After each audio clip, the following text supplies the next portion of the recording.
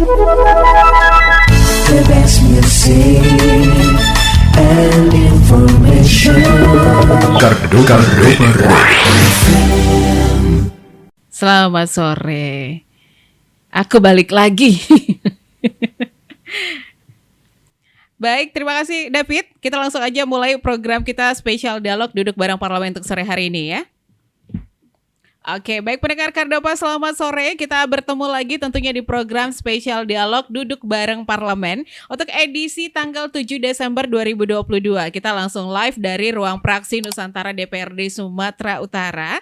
Dan hari ini seperti yang sudah aku informasikan tadi, kita punya topik bahasan tentang wilayah birokrasi bersih dan melayani. Jadi ini berdasarkan Peraturan Menteri Pendayagunaan Aparatur Negara dan Reformasi Birokrasi nomor 10 tahun 2019 itu sebagai perubahan dari Peraturan Menteri PAN-RB nomor 52 tahun 2014 tentang pedoman pembangunan zona integritas menuju wilayah bebas dari korupsi dan wilayah birokrasi bersih dan melayani. Jadi pembangunan zona integritas ini adalah dianggap sebagai role model reformasi birokrasi dalam penegakan integritas dan pelayanan yang berkualitas. Ini menjadi aspek yang sangat penting di pemerintahan ya. Seperti di berbagai gedung pemerintahan, termasuk juga di gedung DPRD ini, terpampang nyata nih spanduk dengan ukuran besar tentang WBK dan juga tentang WBBM. Itu wilayah bebas dari korupsi dan juga wilayah birokrasi bersih dan melayani. Ya, kita lebih fokusnya ke wilayah birokrasi bersih dan melayani untuk sore hari ini. Bersama Desi sudah ada Ketua Praksi Nusantara, ada Bapak Dr. Jonius TP Huta Barat SIMSI. Selamat sore Pak. Selamat sore Mbak Desi. Kalau nggak salah Bapak juga dari Praksi Perindo ya Pak? Dari Partai Perindo. Oke, Partai Perindo. Iya. Dan juga duduk di Komisi E. Ya. Kalau kemarin itu saya di Komisi A, sekarang ada di Komisi E. Di Komisi E, ini lebih fokus tentang pendidikan ya Pak? Ya, Komisi A itu tadi pemerintahan, kalau Komisi E itu tentang kesejahteraan. Salah satunya pendidikan ada di dalamnya. Salah satunya, yang didalami oleh Bapak ini tentang pendidikan gitu ya? Iya, pendidikan. Oke, tapi sebelum ke topik bahasan kita Pak, saya pengen tahu juga nih pendapat Bapak tentang DPRD ini kan sebagai rumah besar rakyat Sumut ya, dalam menampung aspirasi rakyat Sumatera Utara. Pendapat Bapak tentang hal ini apa ini Pak? Ya, kembali lagi ya, DPR itu merupakan perwakilan daripada rakyat. Artinya satu orang anggota DPR yang duduk di sini itu mungkin mewakili 10 sampai 20 ribu masyarakat yang ada di belakangnya. Nah, kita ini perpanjangan tangan daripada mereka. Nah, kenapa? Karena tidak semua juga masyarakat mempunyai waktu atau punya kapasitas untuk berbicara dengan pimpinan mereka, dengan pimpinan pemerintahan dalam hal ini, baik gubernur. Nah, jadi karena mereka tidak punya waktu, mungkin kamilah selaku perwakilan daripada mereka. Nah, terkait dengan rumah kita DPR ini, ya kita kembali lagi bahwasanya DPR itu kan merupakan satu lembaga, ya. Kalau saya bilang lembaga penyeimbang pemerintah, karena tupoksi kita itu kan secara umum memang ada 3, tapi kita nanti ada sifatnya selain kita sebagai legislasi, ya kita legislator membuat legislasi, aturan, peraturan, kesepakatan bersama dengan gubernur, kemudian kita juga budgeting dalam hal penerapan rencana anggaran atau postur APBD. Di Sumatera Utara kita terlibat aktif, dan yang terakhir mungkin kita sebagai pengawas, pengawas kebijakan, pengawas kegiatan pemerintahan. Oke. Nah itu. Kita Jadi, mengawasi ya Pak, dan kita menampung segala aspirasi masyarakat, kita menyampaikan ke atas, dan kita mengawasi kinerja mereka. Iya gitu. betul. Ya kami juga kebetulan kita baru selesai reses. Reses. Nah, yang pengen saya tanyakan hasil reses Bapak gimana? Bapak dapil mana dulu nih Pak? Saya ini berada di Dapil Sumut 9. Sumut 9. Ya, Daerah Sumut mana 9 aja itu wilayahnya mulai dari Tapteng, Sibolga, ya.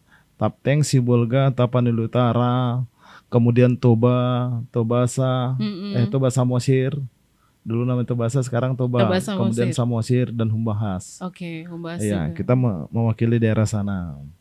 Jadi kebetulan saya baru selesai juga minggu lalu kita selesai daripada reses. Nah, Hasilnya gimana ini Pak? Daerah hasilnya ya dari beberapa, kita ada 10 titik pertemuan dengan masyarakat.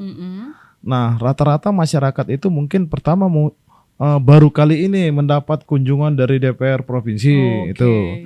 Nah, itu mungkin. Tapi dari kunjungan kita itu kita menyampaikan beberapa hal, bahwasanya kehadiran kami itu ya representatif daripada pemerintahan juga, pemerintahan Sumatera Utara. Nah, kita menjemput aspirasi ya. Dari beberapa titik, ada 10 titik yang kami temui, masyarakat itu ada beberapa keluhan. Ya, kebetulan di daerah sana itu adalah daerah yang penghasil atau daerah pertanian. Pertanian ya, benar. Daerah pertanian. Sehingga mereka keluhannya pupuk.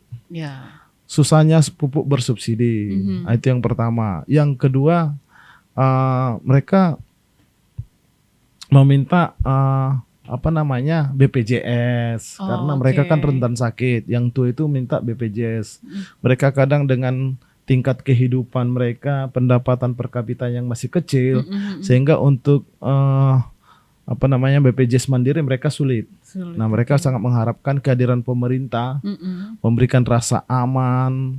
Kemudian terhadap yang sudah lansia ini maunya BPJS gratis lah dikasih kepada lansia-lansia. Kemudian ya beberapa fasilitas juga, termasuk infrastruktur yang mereka keluhkan. Masih tetap ya Pak? Masih itu ya konvensional lah, itu udah konvensional. Kemudian yang menarik itu saya lihat paling banyak itu masalah selain infrastruktur kan udah konvensional itu. Itu keberadaan guru-guru. Guru-guru itu sekarang jumlah yang ASN dengan yang honor itu lebih banyak honor. Iya, kadang kita temukan di suatu daerah guru itu lebih banyak yang honor daripada yang ASN-nya, sehingga masyarakat menganggap kualitasnya berkurang. Rasa percaya masyarakat terhadap guru honor ini kadang kurang. Padahal sebenarnya kan ini pengetahuan, tidak ada jaminan kalau ASN itu jauh lebih pintar daripada honor. Tapi mindset masyarakat itu kadang. Mindsetnya masyarakat ini yang harus kita perbaiki nih sebenarnya. Iya, seolah-olah legalitasnya itu ini honor. Kayaknya honor nih nggak ada apa-apanya gitu. Iya, tapi keluhan dari guru honor yang kita jumpai memang kondisi sekarang kan guru honor itu gajinya kecil, apalagi yang ditampung dari dana BOS. Nah, pemerintah sekarang lagi membuka program P3K. Jadi harapan mereka itu bagaimana honorer ini ditampung lah di P3K ini. Kalau saat ini hanya 900 dari 9.000 loh. Bahkan dari 11.000 guru. Nah, yang ditampung 900. Jadi keterwakilannya masih 1/10. Mereka minta paling tidak separuhnya harus bisa ditampung. Itulah masukan-masukan yang saya dapatkan selama honor. Selama reses. Berarti yang paling menonjol ini tadi karena memang itu kan wilayah pertanian ya Pak ya. Masalah seperti pupuk tadi yang paling menonjol, yang paling disoroti ya Pak ya. Sebenarnya kalau hasil reses Bapak ini ada nggak yang diperjuangkan dari wilayah dapilnya Bapak sendiri? Apa ini? Oh pasti. Kita kan ketika kita akumulasi nanti sudah menampung semuanya, menampung aspirasi, nanti kan tidak semua juga bisa kita ini akomodir. Kita harus tidak semua bisa kita akomodir. Itu nanti mungkin masyarakat kan tidak tahu juga yang sejauh mana kewenangan provinsi, mana kewenangan kabupaten, mana kewenangan pusat. Sehingga harus kita pisah-pisahkan. Mana yang menjadi kewenangan provinsi? Ya itu tadi. Saya kebetulan yang membaca hasil reses dari Sumut 9. Jadi saya tekankan itu. Termasuk kondisi sekarang ya. Saya kemarin sambil kunjungan dengan pasca gempa di Tapanuli Utara. Itu sangat masyarakat sangat membutuhkan bantuan dari pemerintah, baik kerusakan fasilitas umum, rumah ibadah, sekolah. Belum begitu kondusif berarti Pak. Iya, ada itu sekolah yang digabungkan, ada beberapa kelas digabungkan menjadi satu kelas. Nah, itu menjadi temuan kami dan itu yang perlu kami perjuangkan. Salah satunya saya selaku Komisi E yang fokus di bidang pendidikan. Menyoroti pendidikan. Iya, saya sudah sampaikan tadi sampai Pak Sekda, tolong disampaikan Pak Sekda kepada para kepala OPD-nya. Dan saya akan menyampaikan ini lewat sidang paripurna yang kita hormati ini ya, begitu. Oke, baik pendengar Kardopa juga jangan lupa untuk bisa saksikan live Facebook kita di Kardopa 994 FM atau juga live streaming kita di www.kardopafm.co.id. Kita balik lagi nih Pak, ngomong-ngomong tentang pendidikan. Bapak kan menyoroti pendidikan banget nih ya. Iya. Sekarang ini tentang dunia pendidikan, khususnya kita ke pelajar dulu Pak. Iya. Ini Medan, Sumatera Utara juga kasus pelajar yang terlibat tawuran lah, atau ini makin meresahkan. Kalau Iya. Bapak tadi ada Tapanuli Tengah, Tapanuli Utara, kejadian Tapsel. Iya. Itu pelajar ugal-ugalannya sepeda motor nendang Nenek-nenek. seorang nenek yang lewat di jalan. Ini udah ditangkap sih memang kemarin ya. Iya. Saya berpikir gini, saya harus lihat latar belakang ya pelajar ini.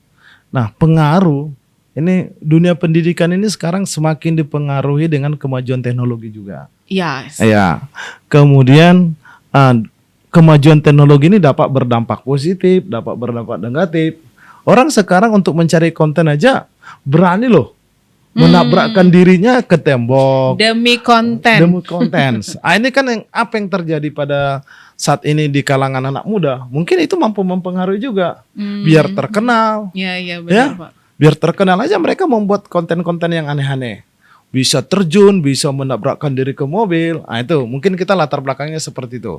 Nah, terkait dengan pelajar. Jadi dari dulu ini kan sebenarnya perkembangan kenakalan remaja kalau saya lihat. Kalau dulu itu zaman kita itu ya kira-kira 30 tahun yang lalu kenakalan remaja itu masih hanya cabut sekolah, Cuman seputar itu. seputar itu aja. Karena kendaraan juga tidak ada. Kita ke sekolah juga jalan kaki, naik angkutan umum, sehingga Teknologi juga belum canggih kayak belum sekarang canggih, ya, Pak. sehingga kenakalan remaja itu hanya seputar itu. Nah, dengan teknologi yang ada sekarang, dunia informasi yang terbuka, kemudian transportasi yang sudah luas dan banyak, ini mengubah kenakalan remajanya bukan berubah. Nah, sekarang saya kemarin juga di beberapa titik terkait dengan reses. Masyarakat juga sudah khawatir dengan perkembangan narkoba. Ya. Jadi narkoba itu bukan hanya kita temukan di kota, di desa sudah kita temukan narkoba. Bayangkan di sebuah desa ada narkoba. Kalau dulu kan kita berpikir narkoba itu ada di kota karena ada fasilitas diskotik, ada house musik. Nah, kalau sekarang di desa tidak ada itu, tapi narkoba ada. Ada Itu. tanamannya di desa. Bukan tanaman. Ada yang nanam-nanam nggak? Jaringan itu sekarang jaringan narkoba itu udah sampai ke desa. Benar, Nah, ini juga mempengaruhi. Zaman kita itu dulu nakal-nakalnya itu, ya, ada ganja, ada pil anjing. Nah, kalau sekarang ekstasi ada. Banyak, ada ada sabu-sabu. sabu. Nah, ini kan sudah mampu masuk ke desa dan merusak ini sebagian pelajar kita. Sudah sampai seperti itu tingkat kerusakan pelajar kita ini. Nah, inilah mungkin kenakalan remaja yang tren sekarang. Nah, ini mampu mempengaruhi akhlak. Jadi sebenarnya saya kalau berbicara sekolah itu bukan hanya tempat menimba ilmu. Orang kan sekolah menimba ilmu. Sebenarnya di sana ada belajar karakter. Karakter dan moral. Iya, karakter moral. Harus apel pagi, baris berbaris, berdoa. Itu kan karakter dan moral. Itu yang tidak ada. Apalagi kita di masa pandemi ada 2 tahun. Ini kita tidak temukan. Nah, belajar online. Nah, itu. Jadi belajar online itu karakternya tidak dapat. Nah, ketika offline datang ke sekolah, kita kan berbaur, berteman, kemudian berinteraksi dengan yang lain. Artinya itu satu pembelajaran. Nah, di situ karakternya yang kita lihat. Nah, sekarang fungsi guru itu sebenarnya saya seringkali menyatakan guru sekarang itu jangan boleh merasa lebih pintar dari murid. Kenapa? Ada Google.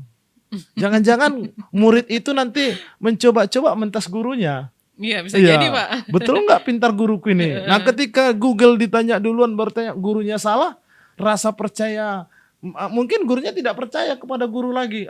Tanya Google lah gitu. Nah, jadi ketika guru itu hanya punya prinsip mengajari, ini salah. Menurut saya, guru itu harus mampu sekarang selain memberikan ilmu, harus memberikan karakter. Itu yang kita dapatkan dari guru. Jadi terkait dengan fenomena tadi, saya bilang karakter di kalangan siswa itu sudah mulai menurun, ya, moralnya sudah menurun. Nah, ini fungsinya sebenarnya tugas guru nih. Tata krama, sopan santun. Kalau anak-anak zaman sekarang udah menurun sekali Pak. Kita dulu melihat guru itu takut. Sekarang enggak. Nantangin Pak. Jadi udah mau menegur guru. Kita lewat guru aja mungkin mau motongnya enggak mau. Ini parkir guru juga saya lihat kemarin. Parkir guru juga udah diambil siswa. Karena gurunya naik sepeda motor, siswanya naik mobil. Itu kan. Nah, disinilah kita perlunya belajar karakter. Jadi dampak yang tadi kemajuan, kemudian banyak konten yang aneh-aneh, kemudian karakter yang mulai hilang di sekolah, pembelajaran moral. Nah, ini mungkin hilang atau mulai berkurang. Sehingga terjadilah hal yang tidak kita inginkan seperti pelajar yang ada di Tapsel tadi. Tawuran juga. Tawuran kita lihat di beberapa wilayah kemarin Medan ada yang baru-baru sampai menewaskan kan? Iya, itu hadiah Hari Guru loh. Hari Guru, kan? Bener. Pas Hari Guru itu kejadiannya. Nah, itulah mungkin ya tren sudah mulai bergeser ya. Trennya kenakalan remaja sekarang bergeser dari zaman dulu hanya cabut dan merokok, sekarang udah tawuran. Wah, tawurannya sekarang itu luar biasa. Bawa celurit yang panjang-panjang. Alat ini lagi. Alat senjata tajam. Iya, senjata tajam. Bawa pisau, bawa ini segala macam. Benar, Pak. Oke. Jadi sangat meresahkan ya Pak sebenarnya ya. Iya. Kenapa ini kita bahas juga Bapak kan memang memfokuskan dunia pendidikan. Sekaligus ternyata ditengok-tengok ke belakang Bapaknya mantan atau masih menjabat nih Pak sebagai polisi ya. Mantan polisi. Mantan polisi. Ya. Oke, pendengar Kardopa jangan kemana-mana. Nanti kita lanjut lagi. Kita akan masuk ke topik bahasan kita nanti di season kedua. Jadi jangan kemana-mana. Pastikan stay tune terus di Radio Kardopa. Berani tampil beda. Kardopa. Baik pendengar Kardopa, kita lanjut lagi spesial dialog duduk bareng parlemen untuk sore hari ini. Masih terus barengan sama Desi, ada Pak JTP juga, panggilannya Pak JTP. Biar gampang ya Pak ya. Iya. Kita masih live dari Ruang Praksi Nusantara DPRD Sumatera Utara. Jangan lupa juga Anda bisa dengarkan live streaming kita di www.kardopafm.co.id atau live Facebook kita di Kardopa 994 FM. Kita masih akan lanjut obrolan kita sampai jam 5 sore nanti. Kali ini kita langsung ke topik tentang WBBM, Wilayah Birokrasi Bersih dan Melayani. Nah, yang pengen saya tanyakan nih ke Bapak, sejauh mana nih pandangan Praksi Nusantara terhadap implementasi dari WBBM ini? Bapak juga mewakili Partai Perindo nih berarti.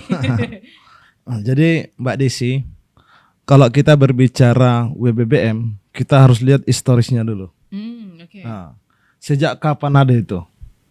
Nah, jadi ini kan berawal daripada reformasi birokrasi. Ya. Jadi kita lihat kejatuhan Orde Baru dulu. Orde Baru ke reformasi. Nah, ketika tingkat kepercayaan masyarakat tidak ada kepada pemerintah, dengan adanya KKN, ya, unsur kita berbicara KKN itu tahun 98, ya, itulah cikal bakal terbentuk ini.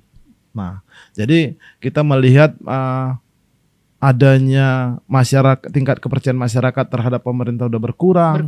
Kemudian adanya KKN sehingga terjadi reformasi. Nah, salah satunya reformasi birokrasi. Nah, kebetulan sesuai dengan apa yang menjadi di Peraturan Menteri PAN RB nomor 52 tahun 2014 tentang pedoman pembangunan zona integritas menuju wilayah bebas dari korupsi dan wilayah birokrasi bersih dan melayani, WBK WBBM. Nah, ini diperkuat dengan keputusan daripada Menpan RB ini. Nah, itu sebenarnya. Jadi kami melihatnya gini, bahwasanya WBBM itu di mana-mana sekarang sudah didengungkan. Ya, dan kalau kita masuk hampir ke semua kantor, ya, pemerintahan pasti ada itu Pak. Ya, yang pertama itu memang dari Kementerian Keuangan, dari pajak, keuangan itu dimulai dari sana. Kemudian kebetulan saya dulu tadi Mbak Desi sudah bilang saya dulu mantan polisi. Di polisi sendiri itu fakta integritas. Ketika saya mau menjabat Kapolres dulu, menandatangani dulu ada fakta integritas harus yang saya tandatangani tentang WBBM sama WBK tadi. Itu sudah ada. Jadi hal itu kami bukan hal yang baru. Tinggal bagaimana implementasinya. Implementasinya benar sekarang. Jadi implementasinya itu sebenarnya gini. Saya melihat. Kalau menurut Bapak udah berjalan kah? Ya pasti berjalan. Ada berkurang berjalan. Ya? Okay. Tapi kita lihat tingkat pencapaiannya sejauh mana? Nah itu dia. Yang menjadi pertanyaannya. Sejauh mana tingkatnya? Nah ini sumut. Jadi berbicara ini kan gini, program ini sudah dikeluarkan pemerintah. Ada peraturan pemerintah, kementerian menyatakan lakukan ini. Kemudian mungkin setingkat kementerian sampai ke bawah, bahkan ke kita misalnya dari pemerintahan Sumatera Utara lakukan ini. Jadi pada saat melakukan program ini yang pertama harus kita lihat komitmen dari pimpinan dulu. Saya lihat ketika pimpinannya sudah berkomitmen untuk melakukan WBK sama WBBM ini, kemudian diteruskan sampai ke bawahannya. Ya, gimana? Sudah berjalan nggak? Karena ini bukan hanya slogan aja. Benar. Ada banyak hal yang harus diluruskan. Yang pertama tata kelola pemerintahannya, birokrasinya ini kan tentang birokrasi. Jangan sampai kita kayak misalnya mengurus kartu keluarga, kita harus mengeluarkan uang 2 juta. Biar cepat siap. Itu tadi, ini bagian salah satu dari apa? WBK, WBBM ini salah satu. Wilayah birokrasi bersih dan jadi bersih. Yang namanya bersih itu kan tidak ada uangnya. Ya, tidak ada pungli ya. Tidak ada punglinya. Ini kalau ngurus kita ke kantor camat aja, ngurus surat keterangan aja, keterangan domisili, harus ada ngasih 200.000. Berarti nggak terlaksana. Nah, itu yang terjadi. Nah, sebenarnya komitmen dari pemerintah sudah ada. Bagaimana pelaksananya sampai ke tingkat user yang menggunakan program ini. Ini perlu evaluasi. Pimpinan juga tidak boleh tinggal diam. Harus cross check. Sudah terlaksana dengan baik. Kemudian lakukan juga misalnya bertemu dengan masyarakat. Uji petik. Kamu tadi ngurus untuk mengambil KTP itu bayar nggak? Harus diuji. Terjun langsung ke masyarakat, tanya langsung gitu ya, Pak. Harus seperti itu.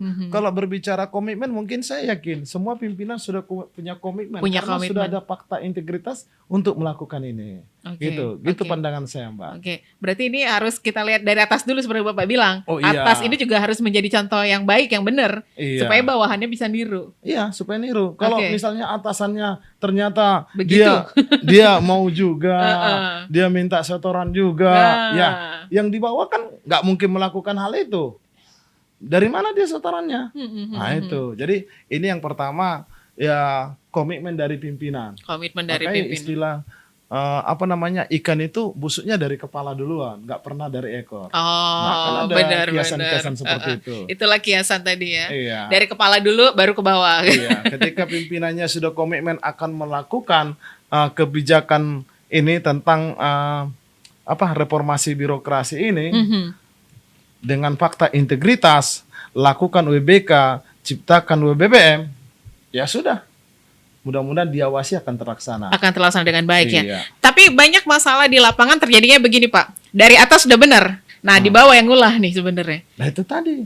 Kurang pengawasan. Nah, kurangnya pengawasan, benar. Makanya kita kan sudah membuatkan suatu iklim yang seperti itu. Kita harus awasi. Tanpa pengawasan ya gitulah jadinya gitu.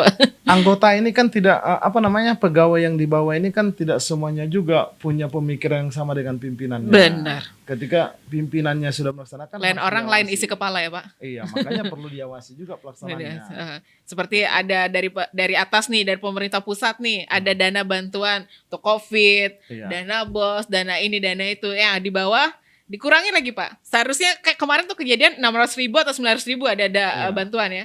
Terus dikurangi nih 600.000 jadi 500.000. Ada uang masuk 100.000 per keluarga kan lumayan nih, Pak.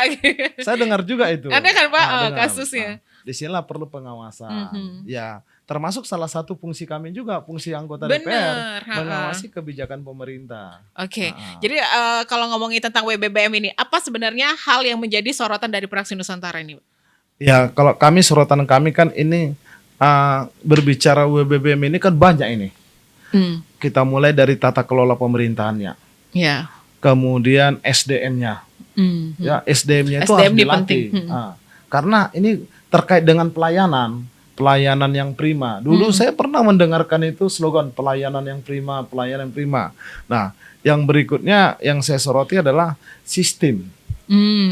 Sistem jangan berpengaruh. Nah, kita melihat dengan adanya perubahan teknologi, ya revolusi industri yang ada sekarang yang kita kembalikan ke zaman Android. Kemudian sekarang banyak sistem dengan menggunakan elektronik. Nah, ini salah satu perubahan sistem. Ketika sistem sudah berubah, tidak man to man, tidak berjumpa dengan orang, ini akan semakin tercipta menurut saya.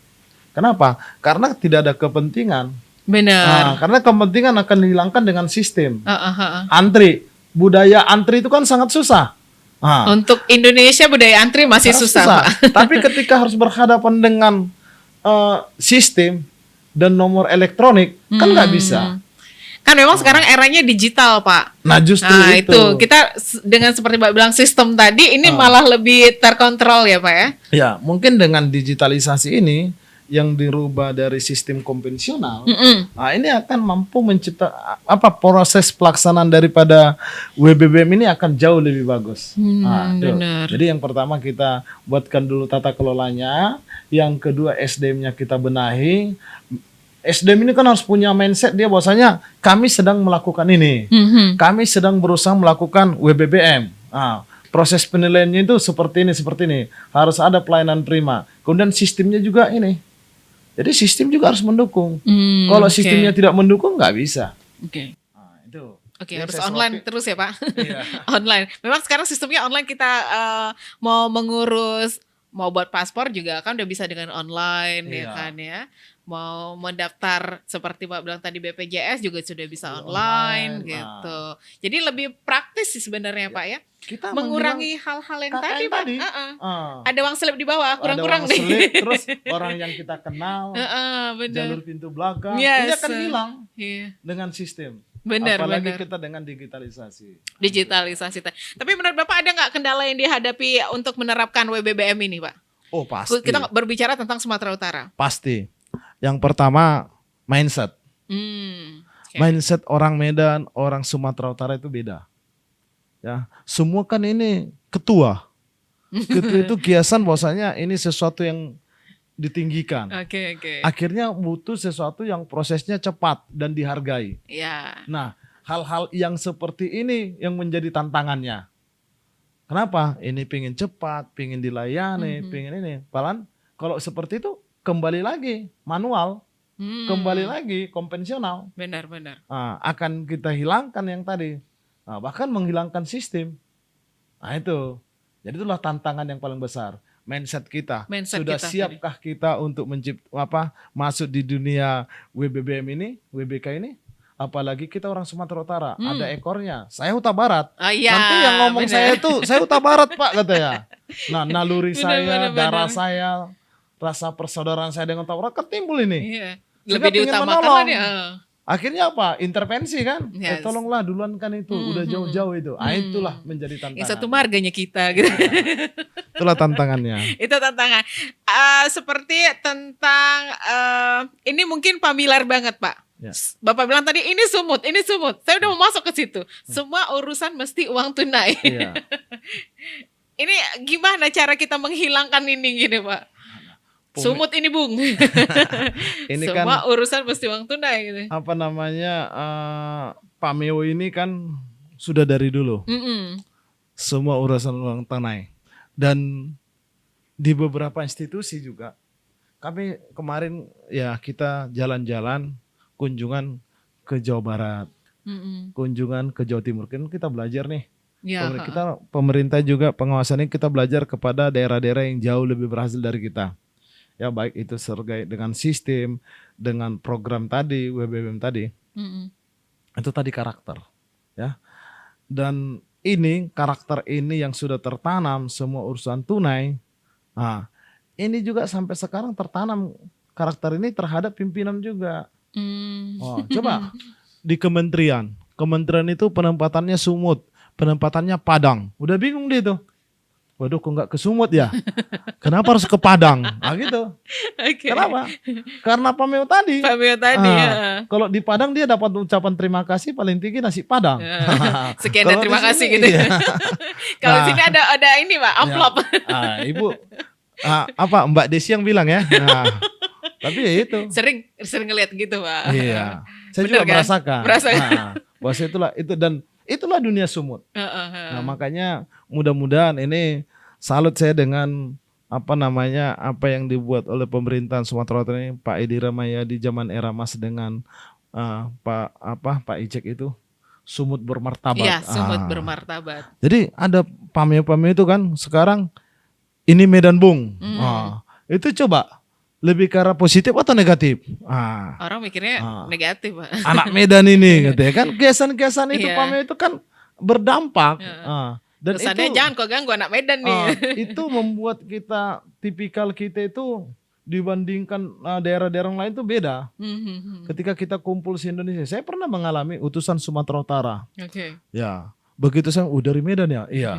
Kesannya itu yang pertama menguasai kantin, kantin langsung dikuasai, bandar kita, buat malu anak Medan aja katanya. Itu pameo-pameo itu yang sebenarnya membuat ya sehingga semua urusan uang tunai.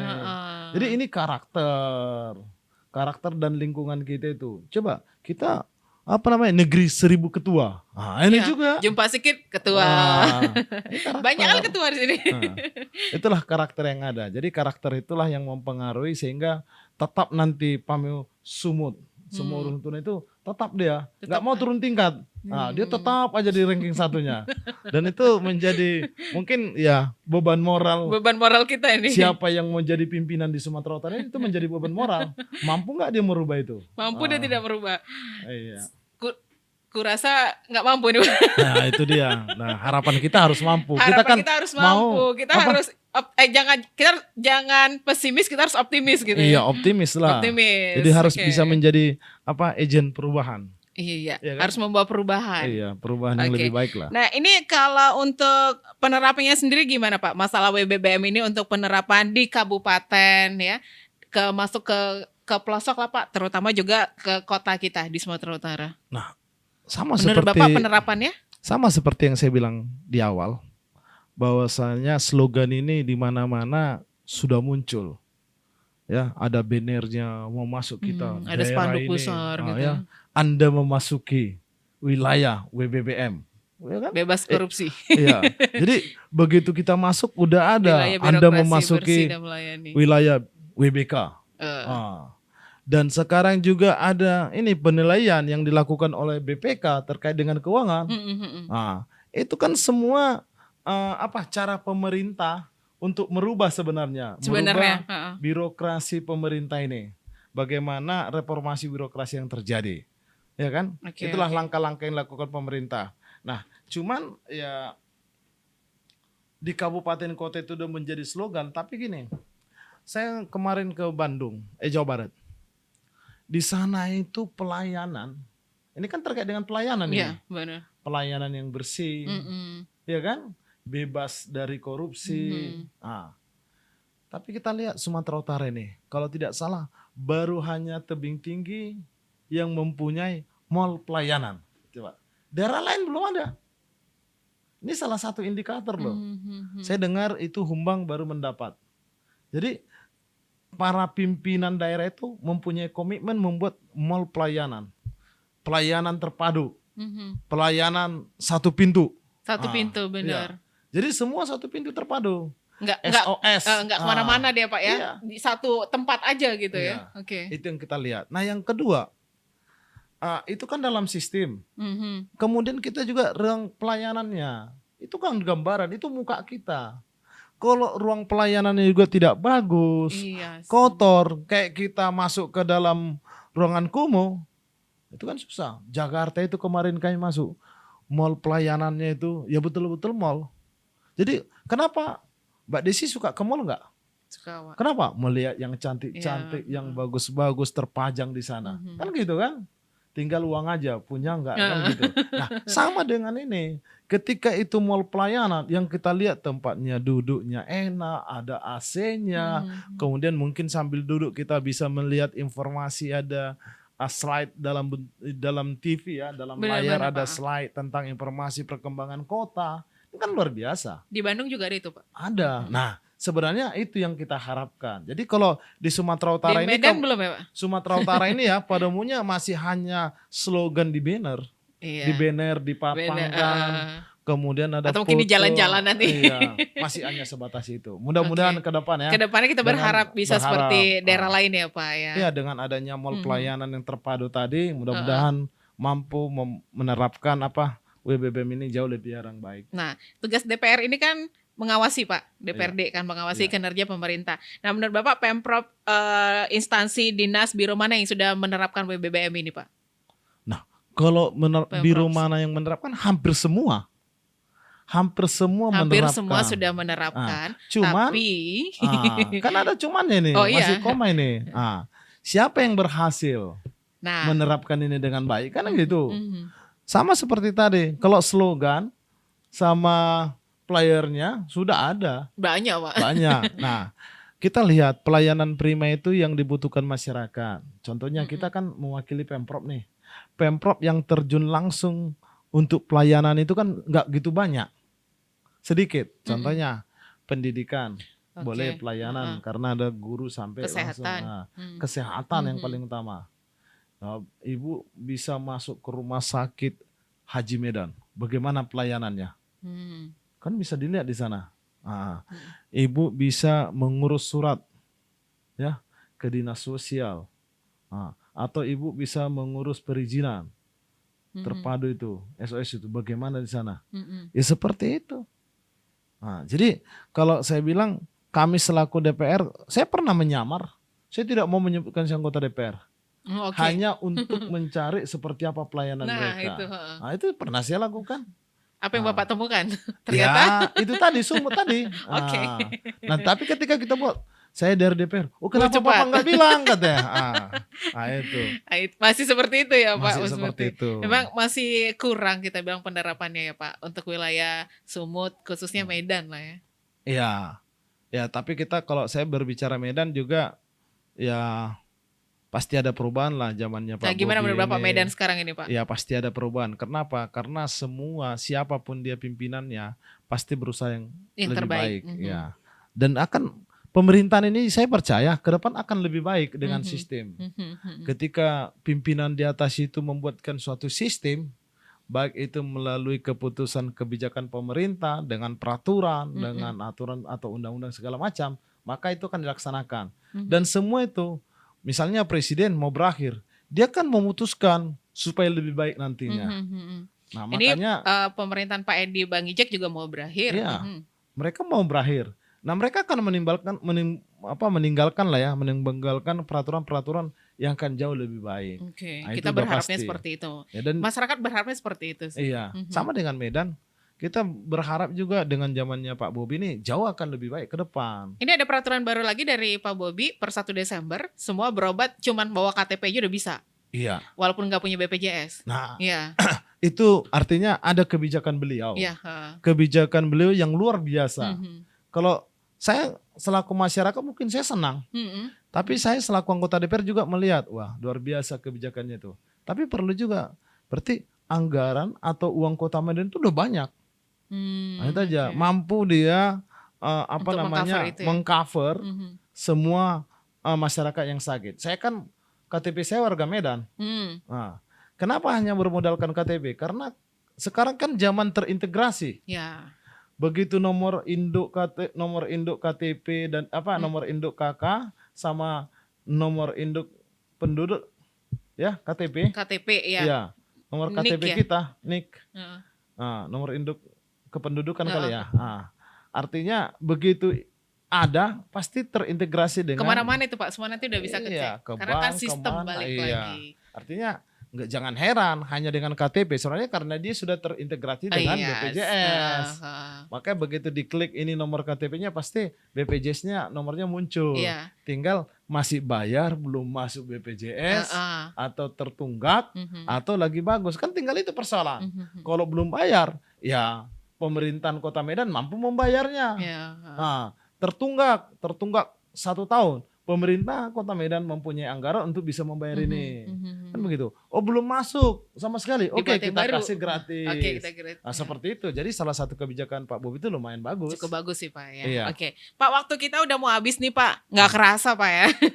Tapi satu pertanyaan Desi. Bapak kan tadi dari kepolisian. Ini gimana ceritanya seorang polisi bisa terjun ke dunia politik, duduk di partai, salah satu partai, Perindo nih.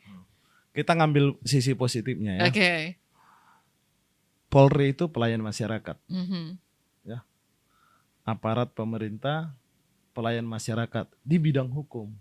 Nah, kan di bidang hukum. Nah, artinya punya satu visi yang sama, pelayan. DPR Melayani ya? Iya, melayani. DPR juga pelayan masyarakat. Yes. Artinya sama-sama pelayan. Hanya saja saya itu di bidang hukum, saya di bidang memberikan kehidupan. Oh. Nah, karena apa? Kalau DPR itu mampu memberikan kontribusi yang langsung berintegrasi bersentuhan lah ya, bersentuhan dengan masyarakat, bisa mendapatkan sesuatu tadi apa yang kami lakukan saat reses, apa kendala kehidupanmu, apa yang bisa dibantu pemerintah, apa yang perlu kami suarakan gitu. Kalau polisi kan enggak, keamanan, ketertiban.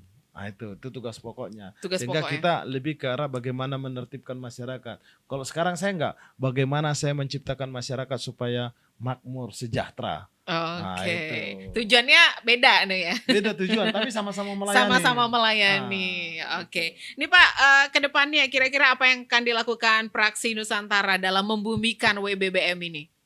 Oh. Sebenarnya kalau membumikan sudah hampir semua ya. Hampir semua. Kita sesuai dengan supaya terlaksana dengan baik, Pak, seperti kita inginkan tadi kata Bapak. Ya, sesuai tupoksi aja. Oh, okay. Kami itu kan anggota DPR, pengawas.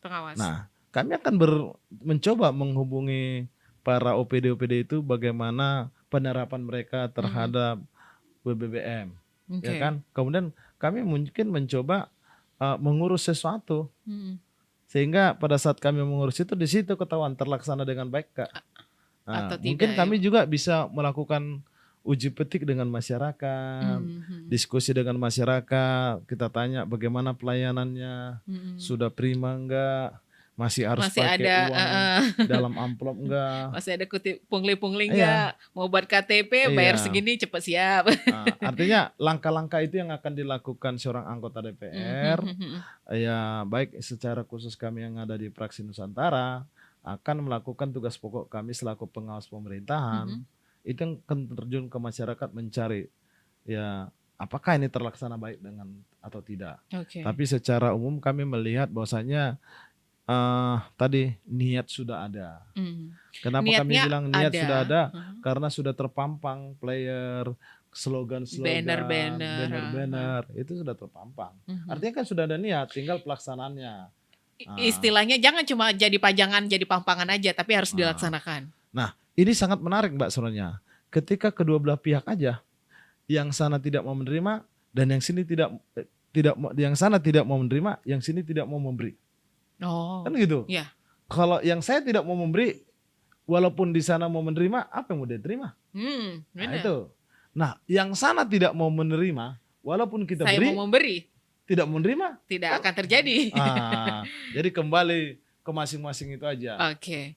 Baik, Pak, waktu kita sudah mau habis. Mungkin Bapak ada yang pengen disampaikan buat pendengar Kardopa yang lagi dengerin kita juga via streaming atau juga menyaksikan live Facebook kita di Kardopa 994 FM. Bapak bisa sampaikan? Silakan. Baik ya. Terima kasih buat Kardopa yang sudah mengundang saya di sini sebagai seorang anggota parlemen untuk duduk bareng ya, berdialog tentang pemerintahan sesuai dengan tugas pokok kami selaku anggota DPR. Saya hanya mengimbau bagi seluruh masyarakat Sumatera Utara ya, apabila kita merasa ya keadilan belum kita dapatkan, pelayanan yang belum kita dapatkan, silahkan lakukan aja atau menghubungi anggota DPR bisa. Kemudian saya mengajak juga supaya terjadinya perubahan mindset di tengah-tengah masyarakat Sumatera Utara. Ayo kita dukung pemerintah yang jauh lebih bersih ke depan. Mungkin itu aja dari saya. Sesuai dengan slogannya Pak Edi sama Pak Ijek ya, sumut bermartabat. Sumut bermartabat. Jangan sumut, semua urusan mesti uang tunai. Baik pendengar Kardopa, terima kasih kebersamaan Anda untuk sore hari ini. Spesial duduk bareng parlemen harus kita akhiri tentunya. Dari live Ruang Praksi Nusantara DPRD Sumatera Utara, saya Desi dan Pak Pak JTP. Harus pamit nih pendengar Kardopa. Terima kasih juga untuk yang sudah menyaksikan kita via Facebook di Kardopa 994 FM atau juga live streaming kita di www.kardopafm.co.id. Saya Desi harus pamit, kita kembali studio. Selamat sore dan sampai jumpa.